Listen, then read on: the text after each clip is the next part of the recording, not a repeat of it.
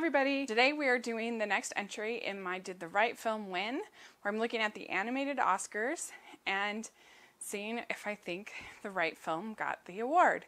And we are at the year 2008, and this is a pretty strong year. The first film that I'm going to talk about is Disney Pixar's WALL-E.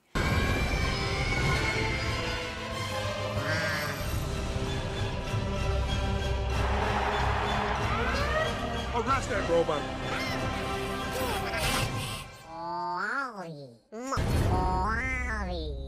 And this is a very polarizing film. I feel like you either love it or you think it's super boring and you don't like it. It has that effect on people because it is an extremely bold and a daring film. And so that kind of effort is going to have that kind of polarizing effect on people. And so I can only tell you what I think about the movie, and I think it is amazing. I love it. I think it's a movie that every time I see it, I like it more and more. WALL-E starts out with just about a 40-minute segment that is dialogue-free, where for the most part, and we just get to see WALL-E living his day-to-day life, and he is a trash compactor, trash collector, and he's the only thing left on Earth. Earth has been abandoned years before, and he just is a happy creature that goes around and makes his little stacks, and he loves Hello Dolly, and he loves collecting things.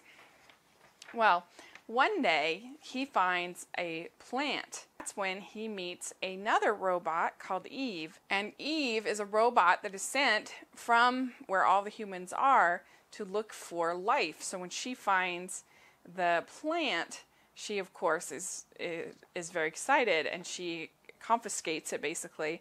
Well, her and WALL-E kind of fall in love.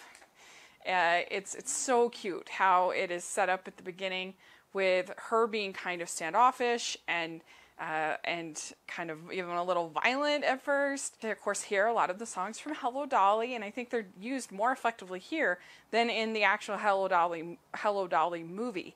We get the Put On Your Sunday Best and is sung, and then we also get It Only Takes a Moment to last a whole life through. Most people, I feel like, really like that first 40 minutes. It's basically like a silent movie. And they get up into space, and there's sort of a space ballet kind of thing that happens, and they end up, which is just gorgeous. It looks so beautiful. I think it's the most beautiful scene in all of Pixar, when Eve and WALL-E are floating in space.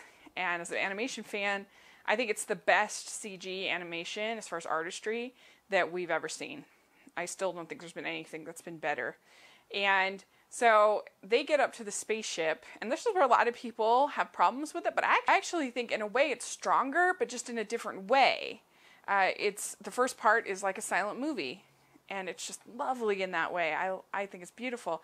And then the second part of the movie is more of a traditional science fiction story. So WALL-E and Eve end up on the plane, and this is where all the humans have gone. And they basically have accepted a life where they don't feel anything. It's kind of a dystopian type society, really, where they've accepted being just satiated and not really like living or experiencing anything. So they're all overweight, and they don't really do anything. They just sit in their chairs and they receive entertainment. And it's been that way for hundreds of years. And so we get to know a few of the characters, and some of the other robots are really cute and fun. And we get to know the captain, who's voiced by Jeff Carlin. And the captain, it takes his work seriously, but he's also sort of gotten into that temptation of being just satiated and not really living a full life. They get the plant to the captain, and he starts the protocol of when they find life. And part of that protocol introduces him to a whole range of human experiences that he's never even heard of. And it's a really beautiful scene when he's looking at the computer and he sees pictures of dancing and pictures of fireworks and pictures of all different things that he could be experiencing that he's not. And I think one of the only weird parts about the movie is that they use an actual human, live action human, as the CEO, which is sort of strange because you have these CG humans with a live action human, it's just sort of odd. I don't know why they didn't animate that human. So the captain becomes inspired and he wants to live this fuller life. Well, it turns out the computer has been programmed to not allow, to protect the people and from themselves kind of, and to not allow them to live that fuller life. And so it's sort of to the robot in 2001 Space Odyssey. And it sort of starts to self-destruct and won't allow them to return to Earth. And so it becomes kind of a battle between the computer, the captain, Wally, Eve, and all the other characters. And it's just so moving, I think, this realization that the captain has. And so, yes, it's very different in tone from the first 40 minutes, but I really like both. I think it works, and it's just so different and so bold and so beautiful. So for me, Wally is a huge win. And if you saw it once and you thought, oh, it's kind of boring, I challenge you, see it again, watch it again, and really try to appreciate it as a work of art. Because one of the things that in the ending, they go through sort of the history in the credits, they go through the history of art until you get to the digital video game world is the final section. And so I think they're really trying to create a piece of art and really trying to say something bold, and I just love that. Next film that was nominated in 2008 is Kung Fu Panda, and this is... Everybody was kung fu. Are you ready? I was born ready. Oh! Can I punch through walls? Can I do a quadruple backflip? Focus. Focus. That flabby panda is not the warrior. You just need to believe. Oh! That was awesome! DreamWorks Kung Fu Panda. By DreamWorks. And honestly, I remember really enjoying this when it came out in theaters. I'm not a huge DreamWorks fan. I never have been. But I remember thinking this was pretty fun, and the animation is good. But I have to say, in rewatching it, I've rewatched it twice in the last month or so, because it happened to be on TV. So I watched part of it, and then I rewatched the whole thing this week. And I didn't think it held up as well as I remembered. I have to be honest. I think the humor is really annoying. I don't like it. It's very modern, and it's very...